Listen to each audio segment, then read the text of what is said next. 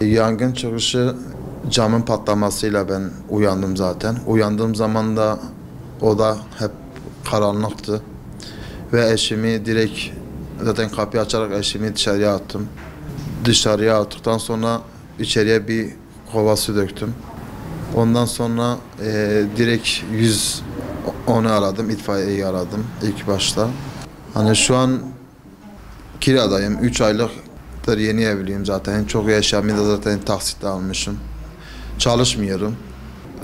Salondaki petek takılıydı. İlk başta demek ki yangın çıkıyor ve camın patlamasıyla zaten biz uyandık. Hani cam patlamasaydı içeride hani zehirlenme olayı olabilirdi. Hani can kaybı olabilirdi %100. O yüzden çok şükür ama gerçekten mağdur olduğumu dile getiriyorum.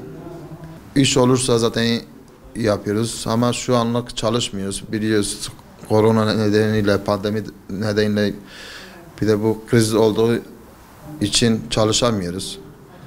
Bu 2-3 aydır evde yatıyorum zaten.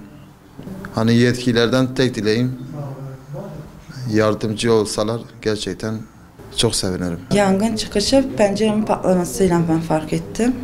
İlk başta araba geçiyor zannettik. Sonradan patlamayı gördük. Sonuna geldiğimde zaten petek yakılı yandığını gördük hallarla beraber. O şekilde fark ettik. İtfaiye geldi. İlk önce biraz alt komşudan su aldık, biraz su döktük. Sonra itfaiye erkenden geldi. 7-15 civarı olması lazım. Bu kış mevsiminde sokaktayız, mağduruz.